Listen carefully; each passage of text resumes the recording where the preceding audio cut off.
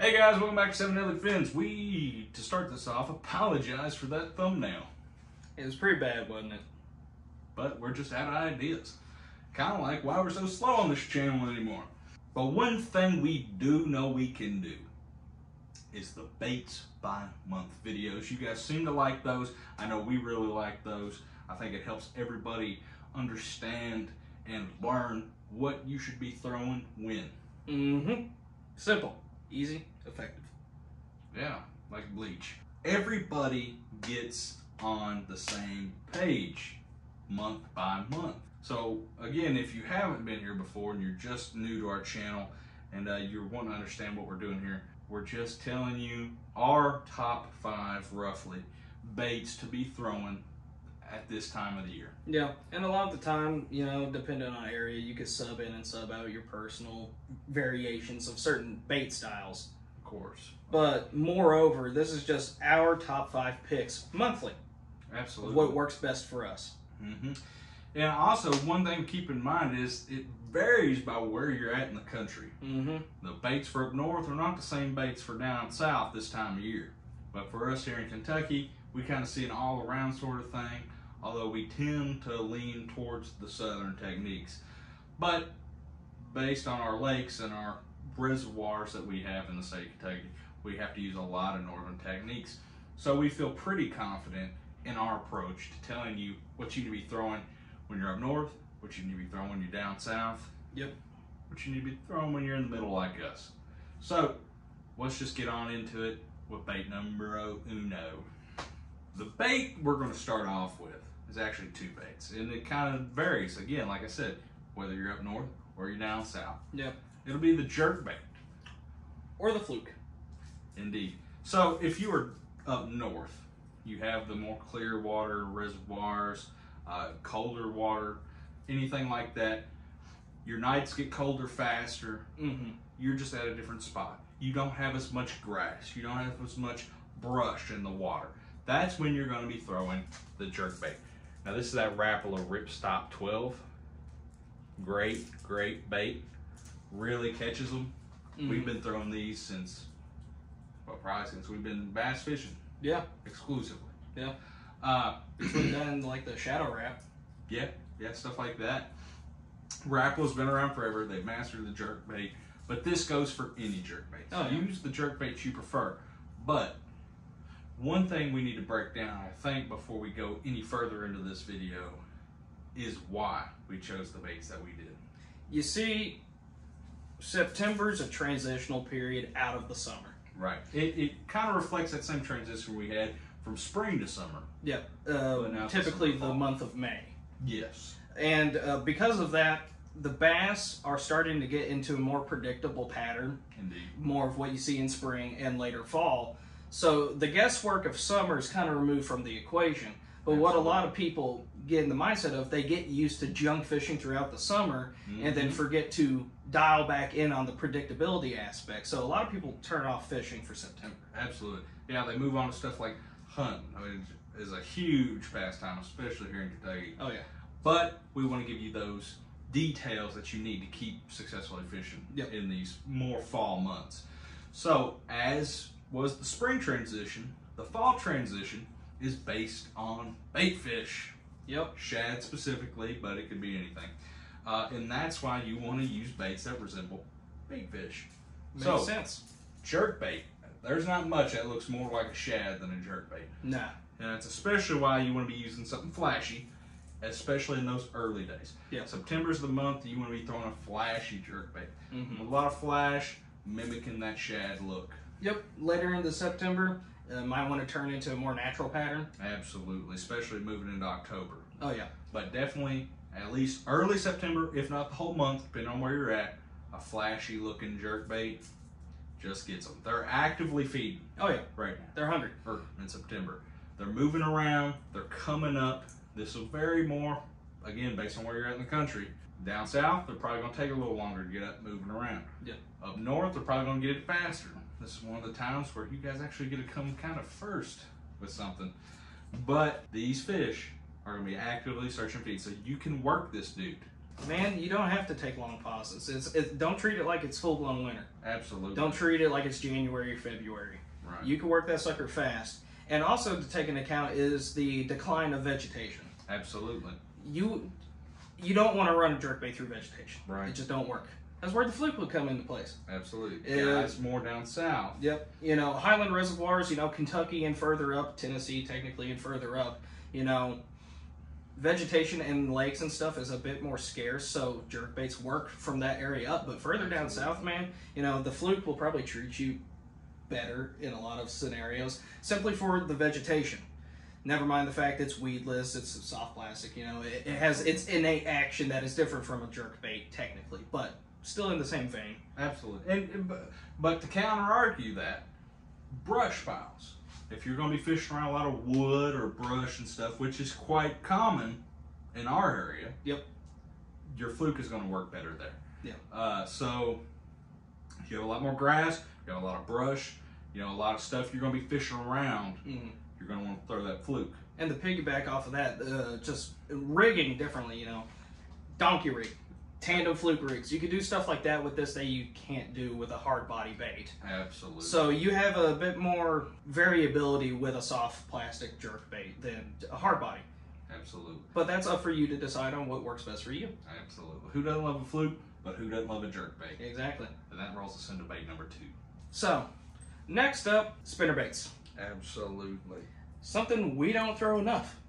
Absolutely. But there is another bait that we're lumping in with spinner baits that we both throw a decent bit. Right. So this is actually bait number 2 and 3, but we're going to kind of run them together, and we only have one of them with us. Yeah. This is a bait that a lot of people fish with, us not so much, but we're not going to neglect its effectiveness. Absolutely. This sucker will absolutely catch you fish, numbers of fish that are just unfathomable for such a simple bait that's been around for so long. Oh, yeah, and it's really making a comeback recently. I think people are really realizing, us included, that there's not much more, or not anything that mimics a shad much better. Yeah, you know, I just said nothing mimics a shad better than a jerkbait or a fluke. Mm-hmm.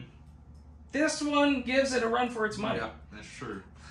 But they all mimic them different. Yes, this has a completely different purpose. You know, it's got a white with some gray skirting material, but the advent of blades. Okay, Absolutely. We got a larger willow and then a smaller Colorado blade on here, and this gives you that flash. That gives you that visual presentation that while a jerkbait can give, it's different. Absolutely. This is a strictly moving bait, dude. Burn it, slow roll it on the bottom, pull it past structure. You can do just about anything, and then add to it. You could just put you a swim bait right there. Have a trailer with it. Absolutely. And then again, all depends on the size of your bait fish that you're trying to get. Yep. Now, again, we're trying to keep with the theme of those actively moving bass, targeting them bait fish, and this is mostly all taking place shallow. So, your spinner bait, although you can slow roll it on the bottom, you're probably not going to be doing that so much unless you're targeting those deeper bass, which are still there. Yep. But that's the good thing about bass this time of year. They're starting to come back together, starting to school more, be actively feeding. So up off the bottom, for the most part, boom, they crush that dude. It's good. It is. And this is also where we're incorporating that number 3 bait. The underspin. The underspin. Very similar bait. Yes. Except it is more of just a swim bait jig head. Yep, with a willow blade under it. Put you like a 3.75 inch swim bait around this time now. If you're up north, you're going to want to go a little smaller. You might do that 2.75 inch swim bait. Yep. Something. Finesse it out on a 1/8 ounce underspin. Yep. And then just throw it on spinning gear. Yep. Smaller swim bait, smaller head. Yep. But again, same kind of idea. You just want to cast out there, be reeling it in, have them active bass crush it. Those willow blades are really going to be your go-to right now. Yeah. Unless you're specifically dealing with like dark, just chocolate water. Yeah, you can be switching to Colorado, something. You know, again, all of this is going to depend on your water. Yeah. It's going to depend on where you're at. But down south, I'm probably going to lean a little more towards spinner baits and larger underspins. Up north, that's where I'm going to recommend you do that more finesse underspin. Yep. Smaller swim bait, smaller head. Jigs. Jigs are what? One of our favorite go-to baits. I keep one tied on. And in September, I promise you, I don't think there's a better bait to throw than a jig. I think you will pull more fish out with a jig than anything else. A lot of people like to throw jigs in the spring. I like to throw them in the fall, man. Just fall. Yeah. Fall jigging. Absolutely. Ain't nothing better. Absolutely.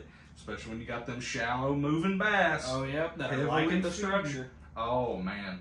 You just pull them out of there, pitch it up into that wood. Oh, man. But there are some considerations you need to make. Absolutely. Finesse or not finesse. Absolutely.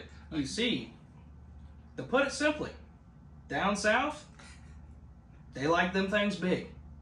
They like them ornery. You need to be pitching up into the thick stuff, the structure, or you need to be pitching to rock piles and just pulling fish off a structure with them. Up north, though, it might work, but a lot of them like you to downsize. Absolutely. And again, this is the same theme as you've seen this whole video. Up north, you want to go a little more finesse. That water's cooling down a little more at night. The night, that's when all the big change is coming. Yeah. During the day, you know, you may keep the same temperature throughout Absolutely. August to September throughout the day, but at night you're dropping lower. Yeah, those nighttime lows are 5, 6, 7, 8, 9, 10 degrees lower than they have been over the course of the summer. Even though it's still the same 80 odd, 90 odd degrees during the day. And then bass notice it and they start moving. So you're going to want to pick your favorite pitching or casting jig for the fall. You have something like this Strike King Greg Hackney fluorocarbon flipping jig, but you might choose Strike King Pro model jig. I like Strike King jigs a lot, but there's a million out there. Something like that. From here on down, you're going to want to throw a full profile jig with a moving bait. Yeah, I mean, it's not winter. You don't need it dead. Right, something like a Strike King Rage Crawl. My go-to all-time favorite jig trailer. Yeah. How many have we caught on our jig with Strike King Rage Crawl on there?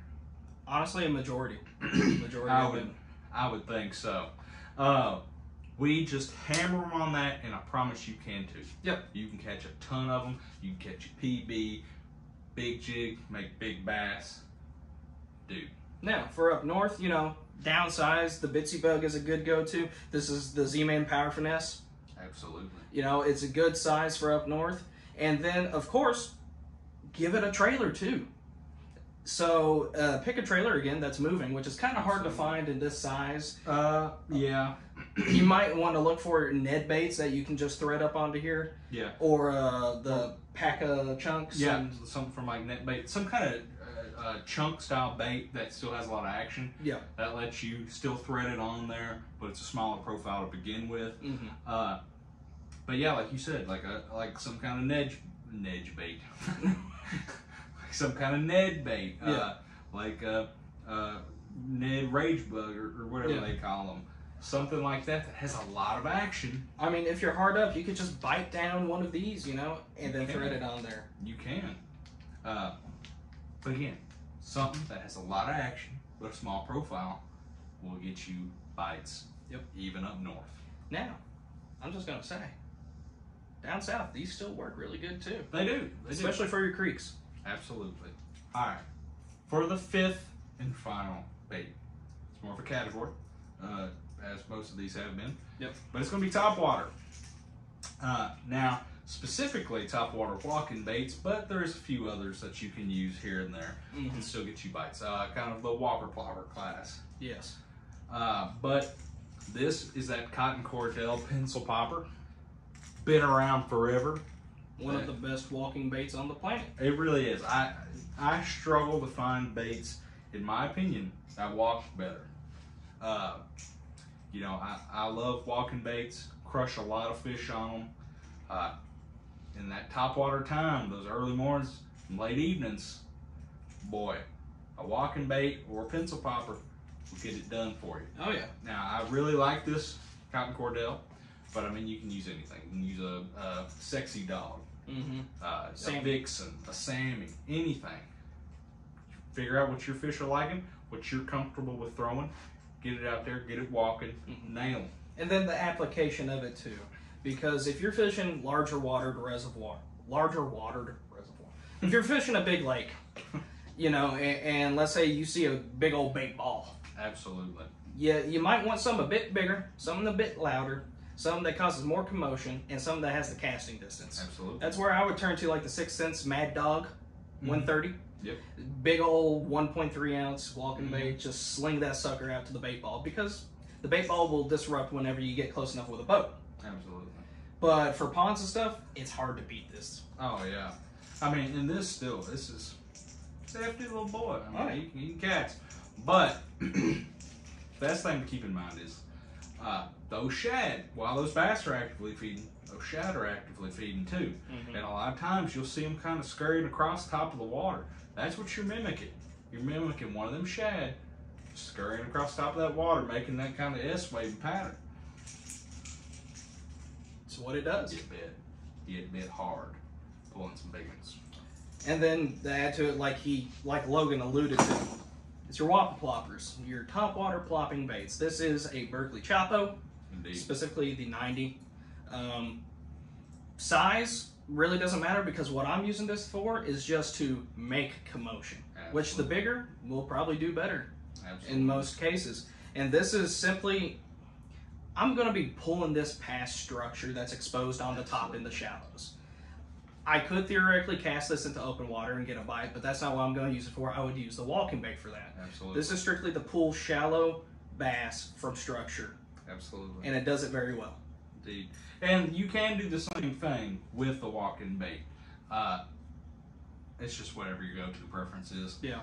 But yeah, walking baits, like ploppers this time of year, really get out, hit that top water bite while you can. Yep. Down south, I suppose you could still throw a frog, but your vegetation's starting to decline. So absolutely.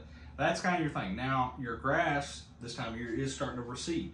And that's one thing. That's what your bass are going to notice first, is when the temperatures are dropping, your grass is starting to pull back out that water. Your bass notice that, they get angry. Yeah. But anyway, so throwing your top water around your vegetation, depending on if your vegetation is coming up out of the water or if it is subsurface, can impact your top water capabilities. So react accordingly. But with that wraps up all the baits. Yeah. There's a few you could add to this list. Absolutely. Some would probably subtract what we've said, but this is a solid list, man. Absolutely. This is stacked. This is a stacked card, dude. This is, honestly, a lot of people like this, the spring. But to me, I really love fall fishing. Yeah. I think the weather's perfect. Yeah. I think the fishing's awesome. My birthday's in October. Just adds to it. Get new gear. I love fall time fishing. I have never caught a PB bass in the spring. It's true, I have, but I'm not negating your point. I've always caught PBs in the fall. And I don't know what it is. Granted, that is, yeah.